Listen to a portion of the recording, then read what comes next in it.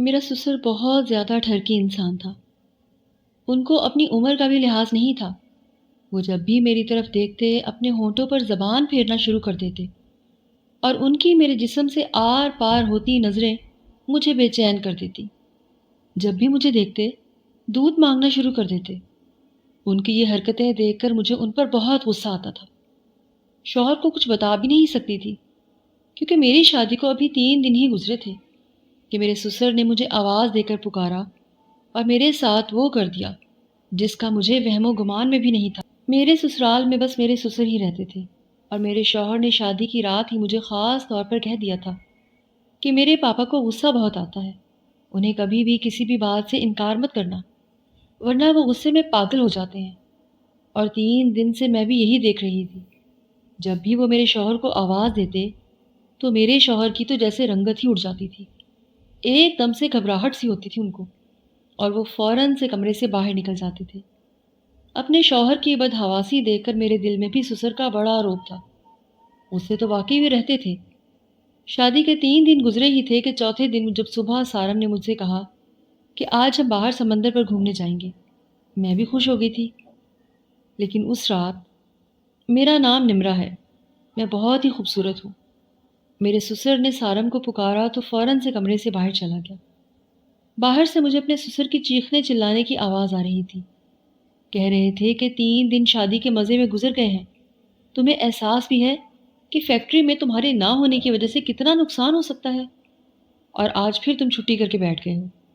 ابھی کے ابھی فیکٹری پہنچ کر سارے کے سارے ورکرز کے سر پر کھڑے ہو جاؤ تاکہ وہ سب ٹھیک سے کام کریں۔ شادی میں نے اس لیے نہیں کی کہ تم کمرے میں ہی گھس کر اپنی بیوی کے پاس بیٹھے رہو، اور اپنی بیوی سے بھی کہہ دو کہ کچن کی ساری ذمہ داری سنبھال لے۔ یہاں کوئی اور عورت تو ہے نہیں جو اس کے ناز نخرے اٹھائے گی۔ یہ سن کر مجھے غصہ تو بہت آیا کہ ان 3 دنوں میں ہی میں ناشتہ بنا کر دے رہی تھی جس پر میرے سسر کئی خامیاں نکال چکے تھے۔ لیکن سارم نے مجھے پیار محبت سے یہی سمجھایا تھا کہ پاپا کی بات کا برا مت ماننا۔ 3 دن تو میں اسی سوچ میں الجھی رہی کہ سسر جی کا مزاج آخر ایسا کیوں ہے۔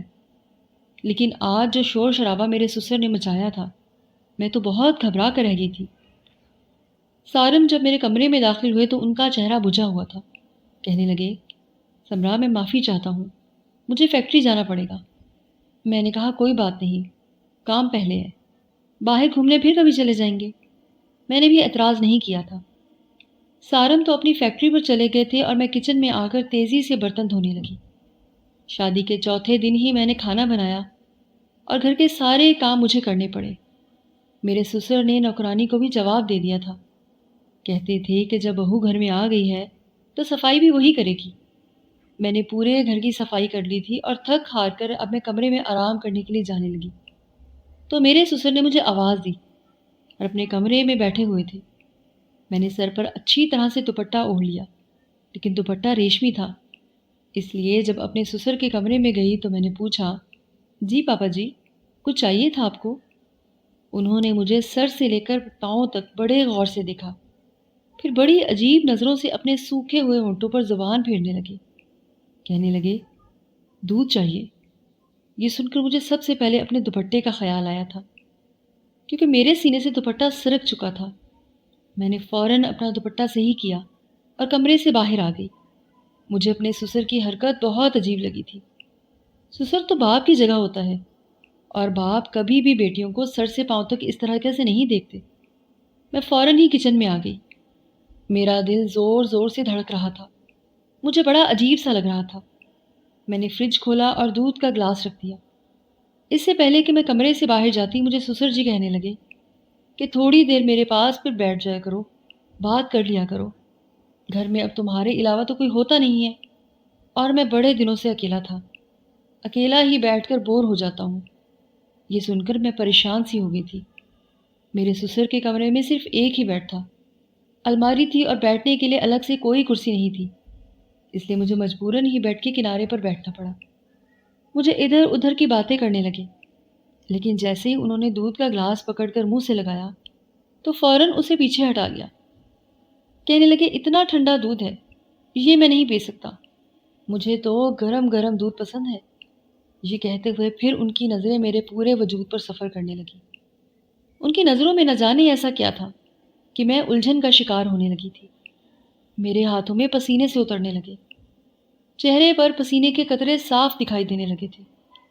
کہنے لگے جاؤ نا، اسے گرم کر کے لا دو۔ میں دودھ کا گلاس پکڑ کر کھڑی ہو گئی۔ ویسے تو 3 دن سے میرے سسر بڑے غصے میں بات کر رہے تھے جب سارم گھر پہ ہوتا تھا، لیکن آج تو ان کا لہجہ بہت ہی دھیما تھا، چلا کر بولا بوڑ رہے تھے۔ غصے میں سارم سے باتیں کر رہے تھے، اسے ڈانٹ رہے تھے۔ میں نے دودھ کو پتیلے میں ڈال کر ذرا سا گرم کیا، پھر گلاس میں ڈال کر اپنے سسر کے پاس لے گئی۔ جیسے ہی میں نے ان کے آگے دودھ کا گلاس بڑھایا، انہوں نے گلاس کے ساتھ میرا ہاتھ بھی پکڑ لیا۔ مجھے تو جیسے پورے بدن میں کرنٹ سا لگ گیا تھا۔ میں نے فوراً گھبرا کر اپنا ہاتھ پیچھے کرنا چاہا تو انہوں نے میرا ہاتھ چھوڑ دیا۔ میں کمرے سے باہر جانے لگی تو کہنے لگے باہر کہاں جا رہی ہو؟ یہاں بیٹھو نا میرے پاس، مجھ سے باتیں کیا کرو۔ یہ تنہائی کا سانپ تو مجھے اب اور بھی زیادہ ڈسنے لگا ہے۔ یہ کہہ کر سسر جی نے ٹھنڈی آہیں بھری تھی۔ مجھے اب اور بھی زیادہ عجیب سا لگ رہا تھا۔ مجھے تو ان کی بات سن کر عجیب سا محسوس ہونے لگا تھا۔ پھر کہنے لگے کہ تم نے شادی کے اگلے دن جو لال رنگ کا فینسی جوڑا پہنا تھا نا، بہت ہی جچ رہا تھا تم پر۔ آج شام کو وہی پہن لینا۔ یہ سن کر مجھے بہت برا لگا تھا۔ یہ فرمائش تو سارم کو مجھ سے کرنی چاہیے تھی، نہ کہ میرے سسر کو۔ اب تو میرے سسر نے روز کا تماشا ہی پکڑ لیا تھا۔ جب سارم فیکٹری چلا جاتا تو میرے سسر مجھے اپنے بار بار سوکھے ہونٹوں پر زبان پھیرنے لگتے اور پھر کہتے کہ مجھے دودھ چاہیے، مجھے دودھ گرم کر کے دو۔ میں دودھ کا گلاس لے کر جانے لگتی تو میرا ہاتھ پکڑ لیتے، میرے پاس بیٹھ کر ان سے باتیں کیا کرو۔ میں بھلا کیا باتیں کر سکتی تھی ان سے؟ میں کام کے بہانے بنا کر وہاں سے نکلنے لگتی کہ مجھے کھانا بنانا ہے، برتن دھونے ہیں۔ اصل میں مجھے یہ سب اچھا نہیں لگتا تھا۔ اب میرا دل بے چین سا ہونے لگتا تھا۔ میں سوچ رہی تھی کہ مجھے سارم سے بات کرنی چاہیے، لیکن کیسے کرتی؟ وہ تو اپنے باپ کے سامنے کانپتا تھا، ایک لفظ بھی نہیں بولتا تھا، سر جھکائے بس جی پاپا اور جی پاپا کہتا رہتا تھا۔ ایک دن میں کچن کا کام کر رہی تھی کہ میرا سسر اچانک سے کچن میں آ گیا، مجھے پیچھے سے پکڑ لیا اور پھر جو کچھ میرے ساتھ کیا، میں اپنی عزت بچا کر اپنے کمرے میں چلی گئی۔ اپنے کمرے کا دروازہ بھی بند کر دیا، کنڈی لگا دی اور بیڈ پر بیٹھ کر رونے لگی تھی۔ بے چینی مجھ پر بری طرح سے سوار تھی، میرا پورا وجود کپ کپا رہا تھا۔ میں سوچ بھی نہیں سکتی تھی کہ میرا سسر میرے ساتھ ایسی بھی کوئی حرکت کر سکتا ہے۔ میری آنکھوں سے آنسو بہنے لگے تھے۔ میں سوچ چکی تھی کہ میں سارم سے بات کروں گی۔ پورا دن کوئی کام نہیں کیا تھا، میں نے اپنے آپ کو کمرے میں بند کر چکی تھی۔ کئی بار میرے سسر میرے کمرے کا دروازہ لگاتار کھٹکھٹا چکے تھے کہ انہیں بھوک لگی ہے، میں انہیں کھانا دے دوں، لیکن میں نے اسے کچھ نہیں دیا۔ میری جگہ کوئی بھی ہوتا تو یہی سب کرتا جو کہ میں نے کیا تھا۔ رات کو میرا دروازہ زور زور سے کھٹکھٹایا گیا اور میرے شوہر سارم تھے۔ کہنے لگے سمرا دروازہ کھولو، یہ کیا بدتمیزی ہے؟ کیوں تم صبح سے دروازہ بند کر کے کمرے میں بیٹھی ہو؟ سارم کی آواز سن کر بھی میں نے دروازہ کھولا تھا۔ جیسے ہی میں نے دروازہ کھولا تو دونوں باپ بیٹے مجھے غصے سے دیکھ رہے تھے۔ کہنے لگے تم میں ذرا بھی احساس ہے کہ میرا باپ صبح سے بھوکا بیٹھا ہوا ہے اور تم نے انہیں روٹی نہیں دی؟ انہیں شوگر کی بیماری ہے، اگر ان کی طبیعت خراب ہو جاتی ہے تو اس کی ذمہ دار کون ہوتا؟ میں نے کہا نہ، میں ان کی ذمہ داری نہیں سنبھال سکتی، بہتر ہے کہ اب کوئی اور انتظام کر لیجیے۔ میرا یہ کہنا تھا کہ سارم غصے سے بھڑک اٹھا۔ کہنے لگے یہ کیا بدتمیزی ہے؟ پیچھے سے میرے سسر کہنے لگے دیکھ رہے ہو، ابھی 4 دن نہیں ہوئے اس مہارانی کو آئے ہوئے اور اس نے اپنے رنگ بھی دکھانے شروع کر دیے۔ مجھے تو پہلے سے ہی پتا تھا کہ یہ لڑکیاں شادی ہونے کے سپنے پہلے ہی آنکھوں میں سجا لیتی ہیں۔ میرا شوہر کہنے لگا کہ آج تو تم نے یہ بات کہہ دی ہے، آئندہ سے اگر کہا تو ہاتھ میں طلاق کا پیپر پکڑا کر تمہیں رخصت کر دوں گا، سمجھی؟ یہ سننا تھا کہ میرا رنگ اڑ گیا۔ میرے پاپا پہلے سے ہی 4 بیٹیوں کی ذمہ داری سنبھال رہے تھے۔ وہ بہت شریف انسان تھے، بڑی مشکل سے ہی جہیز اکٹھا کر کے ایک بیٹی کی شادی کر رہے تھے۔ میری ماں بھی مجھے رخصت کرنے کے وقت بول چکی تھی کہ کبھی بھی لڑائی جھگڑا کر کے اپنے سسرال والوں سے ہمارے گھر پر واپس مت آنا، اپنے شوہر اور سسر کی ہر بات ماننا اور اپنا گھر بسانے کی کوشش کرنا۔ لیکن جو کچھ میرا سسر چاہتا تھا وہ میں نہیں کر سکتی تھی۔ ان کی حرکتیں اور بے باکیاں، گستاخیاں دن بدن بڑھتی جا رہی تھیں۔ ایسے وقت میں سارن جتنے غصے میں تھا، میں اگر بتاتی تو یقیناً مجھے ہی جھوٹا کہہ دیتا۔ کوئی جواب نہیں دیا اور جا کر بیڈ پر بیٹھ گئی۔ میرے سسر کہنے لگے، سارم، اس لڑکی کو آخری بار سمجھا دو، اس کا دماغ صحیح کر دو، ورنہ پھر میں اس کی ماں سے جا کر بات کروں گا۔ اس کے باپ سے کہوں گا کہ میں نے ایک غصہ بھری نظر اپنے سسر پر ڈالی تھی۔ سارم کہنے لگے، کیا پرابلم ہے تمہارے ساتھ؟ تمہارے سر پر کون سے پورے خاندان کا بوجھ ہے جو تمہیں سنبھالا نہیں جاتا؟ ارے میرا ایک ہی تو باپ ہے، نہ ماں ہے اور نہ ہی کوئی بہن بھائی۔ ایسی زندگی کی تو لڑکیاں خواہش کرتی ہیں جہاں ان کے سر پر کوئی ذمہ داری نہ ہو۔ میں نے کہا کاش کہ میری ساس ہوتی تو آج میں اس حال سے گزر نہ رہی ہوتی۔ میری بات پر وہ مجھے غصے سے دیکھنے لگے، کہنے لگے، ایسی کون سے مسئلے پیدا کر دیے ہیں میرے باپ نے؟ تمہارے سر پر صرف 2 وقت کی روٹی تو دی پڑتی ہے، وہ بھی تمہیں بوجھ لگ رہی ہے۔ دیکھو، اپنے گھر میں جھگڑا فساد نہیں کیا جاتا۔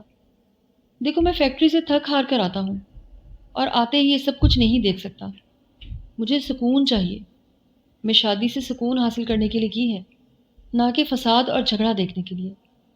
میں نے کہا، سارم ایسا کرے، آپ اپنے شادی کر دیں۔ یہ کہنا تھا کہ ایک زوردار تھپڑ سارم نے میرے منہ پر دے مارا۔ کہنے لگی، شرم نہیں آتی؟ ایسی کیا میرے باپ کی 2 روٹیاں بھی تم پر اتنی بوجھ بن گئی ہیں جو تمہیں پکانا بھاری پڑ رہا ہے؟ میں نے کہا، تم میری بات نہیں سمجھ رہے۔ وہ کہنے لگی، یہ کون سی بات ہے جسے میں نہ سمجھوں؟ کیسی باتیں کر رہی ہو؟ ایسی باتیں مت کرو۔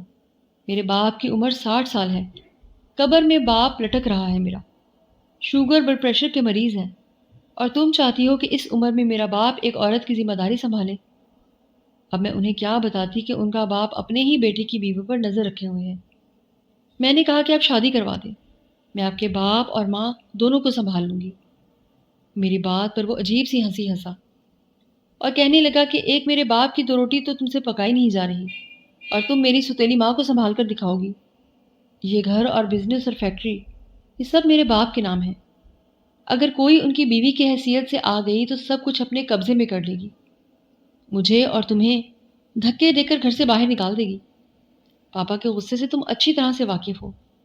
جب غصے میں آتے ہیں تو کسی کے لیے جو ہے کچھ یاد نہیں رکھتے۔ میں ابھی چپ چاپ پاپا کی سنتا ہوں۔ اب دوبارہ سے پاپا کی شادی کا ذکر مت کرنا۔ یہ کہہ کر وہ کمرے سے باہر نکل گئے۔ اب میں سوچ میں پڑ گئی کہ مجھے کیا کرنا چاہیے۔ میں اپنے سسر کی اس طرح کی حرکتیں برداشت نہیں کر سکتی تھی، اور مائکے جانے کا مطلب تھا کہ میں اپنا گھر تباہ کر لوں۔ اور لڑکیاں بھی کتنی مجبور ہوتی ہیں، اپنا گھر بچانے کے لیے کیا کچھ ہمیں برداشت کرنا پڑتا ہے۔ اگر میں طلاق لیتی تو دوبارہ سے میری شادی کا سوال ہی پیدا نہیں ہوتا تھا، اور اگر میں طلاق یافتہ ہو جاتی تو میری چھوٹی بہنوں کے بھی رشتے آنے بند ہو جاتے۔ میں تڑپ تڑپ کر آنسو بہا رہی تھی، دوپٹے سے صاف کر رہی تھی کہ فوراً سے سارم کی آواز آ گئی۔ کہنے لگے، نمرا، باہر آؤ، جلدی سے ناشتہ پراٹھا بنا کر دو۔ باہر جا کر ناشتہ بنایا اور کمرے میں آ گئی۔ میں نے اس دن کھانا بھی نہیں کھایا تھا، لیکن سارم نے ایک بار بھی مجھے یہ نہیں کہا کہ تم بھی پورے دن سے بھوکی ہو، کھانا کھا لو۔ مرد کبھی عورت کی پرواہ نہیں کرتا، بس اسے اپنے کاموں سے مطلب ہوتا ہے۔ سارم کا شمار بھی ایسے ہی مردوں میں ہوتا تھا۔ سارم جب فیکٹری چلے گئے تو میرا سسر مجھے آواز دینے لگا تھا۔ مجھے دیکھ کر وہاں عجیب سی ہنسی ہنسنے لگے۔ کہنے لگے، تم کیا سمجھتی تھی؟ تمہارے حسن کا جادو میرے بیٹے کے سر پر چڑھ جائے گا اور تمہارے لیے وہ مجھے چھوڑ دے گا اور مجھے الگ ہو کر تمہیں ایک الگ گھر خرید کر دے گا۔ اپنی سوچ کو بدلو لڑکی، میں نے اس پر اچھی خاصی طرح نظر رکھی ہوئی ہے۔ وہاں جا کر بھی کہیں بھی نہیں جا سکتا، اور نہ ہی تم جا سکتی ہو۔ اس لیے میں نے اسے کسی امیر گھرانے کی بیٹی سے شادی نہیں کروائی، کیونکہ وہاں وہ تو میرے بیٹے کو اڑا کر لے جاتی۔ اسی لیے تمہیں لے کر آیا تھا، کیونکہ میں جانتا تھا کہ تمہارے باپ کی حالت اچھی نہیں ہے کہ وہ تمہارا گھر بسانے کے بعد دوبارہ سے تمہیں اپنے گھر بٹھا سکے یا الگ سے کوئی گھر دلا سکے۔ اور اگر تم چاہتی ہو کہ تمہاری زندگی آسان ہو جائے تو تم وہی کرو گی جو میں تمہیں کہوں گا۔ میں بہت پریشان ہو گئی تھی۔ کہنے لگے، جاؤ، جا کر میرے لیے گرما گرم دودھ لے کر آؤ۔ یہ لفظ میرے اندر آگ لگا دیتا تھا۔ میرا جی چاہتا تھا کہ میں اپنے آپ کو ختم کر لوں۔ ایسی ہی گندی اور بیہودہ بھری باتیں مجھے برداشت نہیں ہوتی تھی۔ میں کھانا پینا اپنے سسر کے کمرے میں پہنچا کر فوراً باہر آ جاتی تھی، نہ ان کے پاس بیٹھتی تھی اور نہ ہی بات کرتی تھی، زیادہ تر وقت اپنے کمرے میں گزارتی تھی۔ ایک دن تو حد ہی ہو گئی، میرے سسر نے سارم کا کبھی لحاظ نہیں کیا۔ رات کو کھانا کھا رہے تھے، میں نے اپنے سسر کی فرمائش پر بریانی بنائی تھی۔ بریانی بہت اچھی تھی۔ کھانا کھاتے ہوئے کہنے لگے، آج تو بہو نے میرا دل خوش کر دیا، بہت مزے کا کھانا بنایا ہے۔ سارم یہ سن کر مسکرانے لگا، مجھے ترچھی نظروں سے دیکھنے لگا، لیکن مجھے ذرا بھی خوشی نہیں ہوئی تھی۔ پھر جب میرے سسر نے 5,000 نکالے اور میری طرف بڑھا کر کہنے لگے، یہ لو تمہارا انعام ہے، اسے رکھ لو، لیکن میں انکار کر دیا۔ میں نے کہا میں اپنا فرض نبھا رہی ہوں، مجھے یہ نہیں چاہیے۔ میرا انکار کرنا تھا کہ سارم مجھے گھورنے لگا، کہنے لگا بابا اپنی خوشی سے دے رہے ہیں، انکار نہیں کرتے، رکھ لینا چاہیے۔ میں نے پیسے پکڑ لیے اور میں برتن اٹھانے کے لیے جیسے ہی کھڑی ہوئی تو میرے سسر بھی کھڑے ہو کر میری طرف بڑھ گئے اور مجھے گلے سے لگا لیا اور میرے ماتھے کو چوم لیا۔ میں تو یوں تھی کہ جیسے پتھر کی بت بنی تھی۔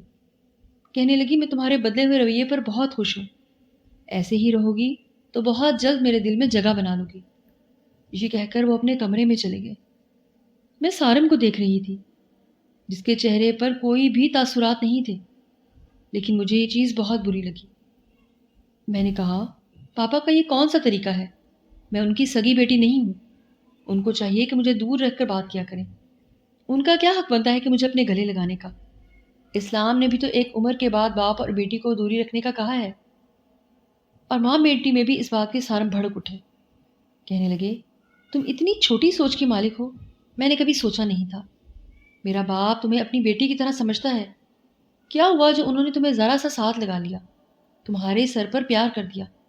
عجیب لڑکی ہو تم، بجائے اس کے کہ پاپا کے دل میں جگہ بناؤ، تم ہر بات پر اعتراض کرتی ہو۔ وہ دھیرے دھیرے مجھ پر غصہ کر رہا تھا، بول رہا تھا، کہنے لگا، شکریہ، ورنہ بہت مصیبت پڑ جاتی۔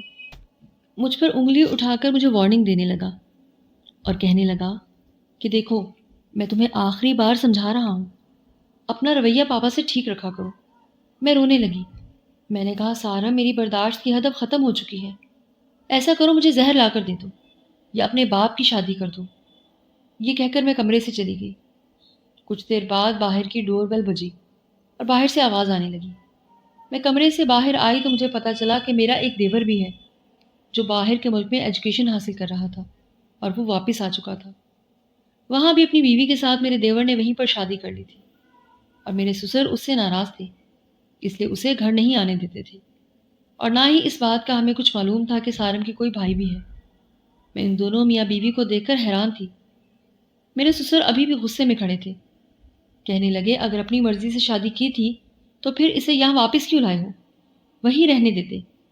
وہ ہاتھ جوڑ کر معافی مانگنے لگا اور پھر سارم نے بھی کہا کہ پاپا غصہ تھوک دو، جو ہونا تھا وہ ہو چکا ہے۔ بہرحال اب میری دیورانی بھی آ چکی تھی۔ وہ کافی خوبصورت تھی، پتلی دبلی سی معصوم سی لڑکی تھی، اور میں نے بھی شکر کیا کہ اب گھر میں اکیلے نہیں ہوں۔ میری دیورانی کافی خوش مزاج اور باتونی قسم کی لڑکی تھی، بہت جلد میرے ساتھ گھل مل گئی تھی۔ میرا دیور احمد سارم کے ساتھ فیکٹری جانے لگا تھا۔ میرے سسر کا دھیان مجھ سے ہٹ کر اب دیورانی کی طرف ہو گیا تھا۔ ایک رات کھانا کھانے کے بعد کہنے لگے کہ اب میرے سارے کام میری چھوٹی بہو کیا کرے گی۔